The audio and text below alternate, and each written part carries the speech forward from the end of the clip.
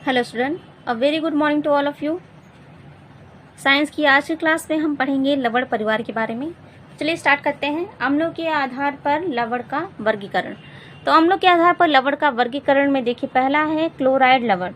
तो किसी भी क्षार के साथ हाइड्रोक्लोरिक अम्ल की अभिक्रिया द्वारा प्राप्त लवण को क्लोराइड लवण कहते हैं। किसी भी क्षार के साथ, ठीक है। जैसे एग्जाम्पल में देख रहे हैं NaOH, sodium hydroxide, potassium hydroxide, calcium hydroxide और अमोनियम हाइड्रोक्साइड की अभिक्रिया जब HCl से कराई गई, हाइड्रोक्लोरिक अम्ल HCl, ठीक है। देखिए क्षार अलग अलग हैं लेकिन अभिक्रिया कराई जा रही है केवल HCl से, अम्ल एक ही है। तो जब इनकी अभिक्रिया कराई गई HCl के साथ, हाइड्रोक्लोरिक अम्ल के साथ, तो प्राप्त होता है लवण। जैसे NaCl है, सोडियम क्लोराइड, साधारण नमक का सूत्र है, लवण है ये। पोटेशियम क्लोराइड, कैल्शियम क्लोराइड और अमोनियम क्लोराइड, ठीक है, लवण है ये तीनों। ये चारों क्या है, लवण है। और इसके साथ ही वाटर प्राप्त हो रहा है। तो जब हाइड्रोक्लोरिक अम्ल के साथ किसी भी क्षार की अभिक्रिया कराई जाती है तो उसे हम कहते हैं क्लोराइड लवण। नेक्स्ट है नाइट्रेट लवण। तो किसी भी क्षार के साथ जब नाइट्रिक अम्ल की अभिक्रिया कराई जाती है तो इस प्रकार प्राप्त लवण को नाइट्रेट लवण कहते हैं। एग्जाम्पल में देख लीजिए, ठीक है। जो क्षार है सब अलग है ना, लेकिन सबकी अभिक्रिया कराई जा रही है नाइट्रिक अम्ल से। नाइट्रिक अम्ल का सूत्र क्या है, HNO3। ये सब क्या है, नाइट्रिक अम्ल हैं। क्षार अलग अलग हैं। किसी भी क्षार की अभिक्रिया जब नाइट्रिक अम्ल के साथ करा दी जाती है तो जो लवण बनता है उसे कहते हैं नाइट्रेट लवण, ठीक है। इन सभी लवण को क्या कहेंगे, नाइट्रेट लवण कहेंगे। नेक्स्ट है सल्फेट लवण। देखिए सल्फेट लवण भी इसी प्रकार से है कि किसी भी क्षार के साथ जब सल्फ्यूरिक अम्ल की अभिक्रिया कराई जाती है तो उस प्रकार से प्राप्त लवण को सल्फेट लवण कहते हैं। किसी भी क्षार के साथ सल्फ्यूरिक अम्ल की अभिक्रिया से प्राप्त लवण को सल्फेट लवण कहते हैं। यहाँ देखिए क्षार अलग है ना, और जिसके साथ अभिक्रिया करा रही है वो अम्ल सेम ही है, सल्फ्यूरिक अम्ल है। सबकी अभिक्रिया हमने सल्फ्यूरिक अम्ल के साथ ही कराई है, तो जो लवण प्राप्त हो रहा है उसको कहा जाता है सल्फेट लवण। इसी प्रकार से नेक्स्ट है कार्बोनेट लवण। किसी भी क्षार के साथ कार्बोनिक अम्ल यानी कि H2CO3 की अभिक्रिया कराने पर प्राप्त लवण को कार्बोनेट लवण कहते हैं। यहाँ देखिए जितने भी क्षार हैं सबकी अभिक्रिया कराई गई है कार्बोनिक अम्ल के साथ ही, ठीक। तो इस प्रकार से जो लवण मिला उसे कहा गया कार्बोनेट लवण।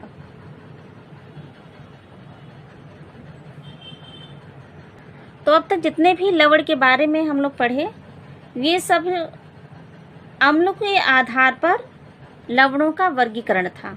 यानी कि इन सभी में आप लोगों ने देखा कि सब में क्षारों की अभिक्रिया कराई गई है किसी अम्ल के साथ ही, ठीक है। जैसे ये है यहाँ पे H2CO3, ये क्या है, कार्बोनिक अम्ल है। इसी प्रकार से ऊपर में क्या है, H2SO4 सल्फ्यूरिक अम्ल था, है ना। नाइट्रेट लवण में नाइट्रिक अम्ल की अभिक्रिया कराई गई, यानी कि जितनी भी अभिक्रिया हुई अम्ल के साथ अभिक्रिया हुई। अब नेक्स्ट हम पढ़ेंगे क्षारों के आधार पर लवणों का वर्गीकरण, ठीक है। क्षारों के आधार पर लवणों के वर्गीकरण में पहला है सोडियम लवण। तो सोडियम हाइड्रोक्साइड से प्राप्त लवण को सोडियम लवण कहते हैं, ठीक है। ऐसे लवण जो सोडियम हाइड्रोक्साइड की अभिक्रिया के फलस्वरूप प्राप्त हो उन्हें सोडियम लवण कहते हैं। नेक्स्ट है कैल्शियम लवण। तो कैल्शियम हाइड्रोक्साइड CaOH को होल ट्वाइस तथा कैल्शियम ऑक्साइड से प्राप्त लवण को कैल्शियम लवण कहेंगे।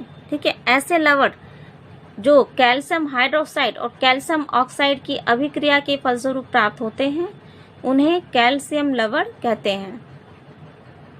इसी प्रकार से नेक्स्ट है पोटेशियम लवण। तो पोटेशियम हाइड्रोक्साइड से प्राप्त लवण को क्या कहेंगे? पोटेशियम लवण कहेंगे। एग्जाम्पल इसका है KCl, K2SO4। नेक्स्ट है मैग्नीशियम लवण।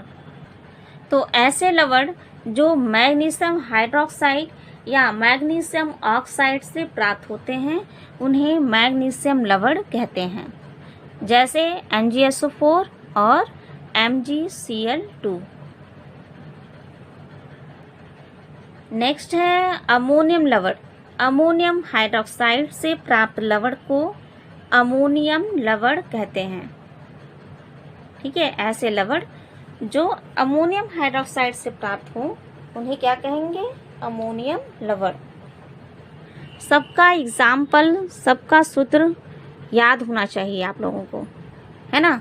सबका सूत्र याद रखिएगा कि अमोनियम हाइड्रोक्साइड का सूत्र क्या होता है, मैग्नीशियम हाइड्रोक्साइड का सूत्र क्या होता है, सल्फ्यूरिक अम्ल का सूत्र क्या है, हाइड्रोक्लोरिक अम्ल का सूत्र क्या है। ठीक है, सब याद होना चाहिए। तो लवण परिवार का अंतिम लवण है कॉपर लवण। कॉपर हाइड्रोक्साइड तथा कॉपर ऑक्साइड की अभिक्रिया से प्राप्त लवण को कॉपर लवण कहते हैं, जैसे कि CuCl2 और CuSO4। चलिए नेक्स्ट हेडिंग है साधारण नमक से रसायन। ठीक है, तो इस हेडिंग में हम साधारण नमक के बारे में जानेंगे कि साधारण नमक किस प्रकार से प्राप्त होता है और इसकी क्या क्या विशेषताएं हैं। चलिए स्टार्ट करते हैं। साधारण नमक का अणुसूत्र होता है NaCl और इसका रासायनिक नाम होता है सोडियम क्लोराइड। ठीक है, साधारण नमक का रासायनिक नाम क्या होता है? Sodium chloride. देखिए ये प्राप्त कहाँ से होता है? साधारण नमक समुद्र तथा खारी झीलों के जल को सूर्य की उष्मा से वाष्पित करके प्राप्त किया जाता है।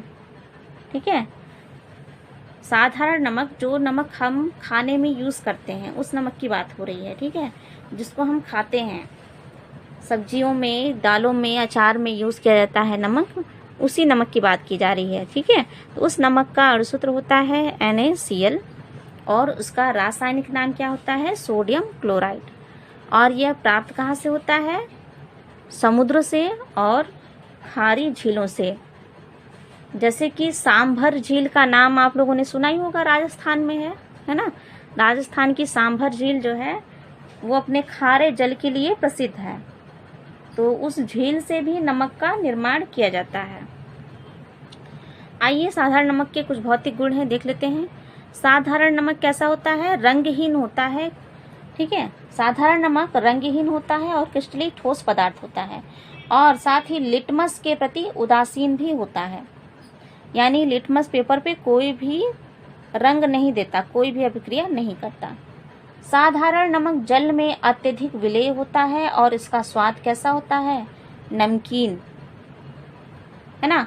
और मैग्नीशियम क्लोराइड की अशुद्धि के कारण वायु में खुला छोड़ देने पर यह नमी पाकर पसीज जाता है। ठीक है, यहाँ से कभी कभी क्वेश्चन पूछ दिया जाता है कि अगर नमक को खुला छोड़ दिया जाए, खुले पात्र में रख दिया जाए तो कुछ समय बाद वो पसीज क्यों जाता है?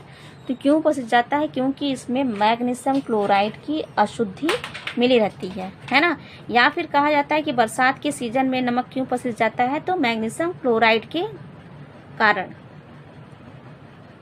ठीक है, साधारण नमक का घनत्व होता है 2.17 और इसका गलनांक होता है 800 डिग्री सेल्सियस। चलिए अब नेक्स्ट हम देख लेते हैं साधारण नमक के रासायनिक गुण। तो पहला है इसमें अम्लों से क्रिया।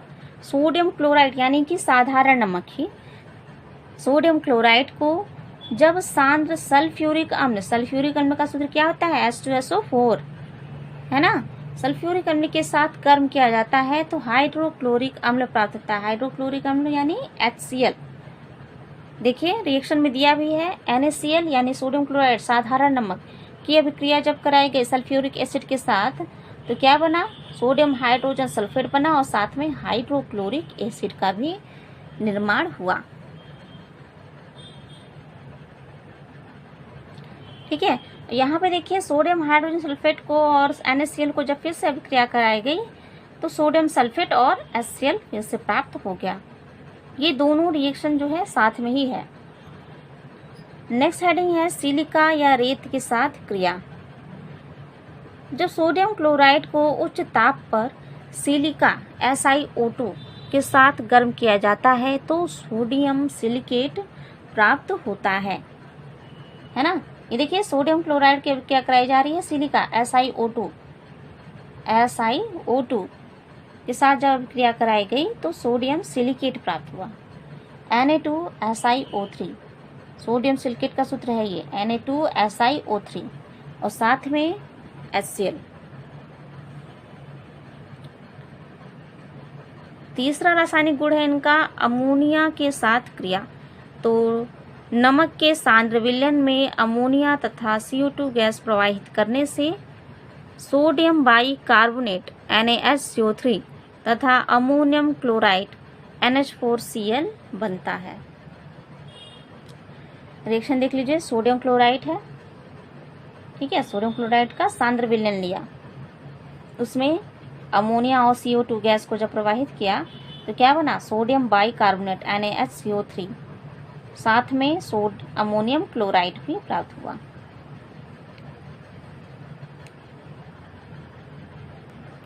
देखिए जितना भी रिएक्शन, जितना भी सूत्र आपके सामने आ रहा है सभी को आपको याद करना है, ठीक है, सभी को तैयार करते चलना है, ठीक है। सोडियम बाइकार्बोनेट का जैसे सूत्र है क्या है NaSCO3, अमोनियम क्लोराइड का सूत्र क्या है NH4Cl।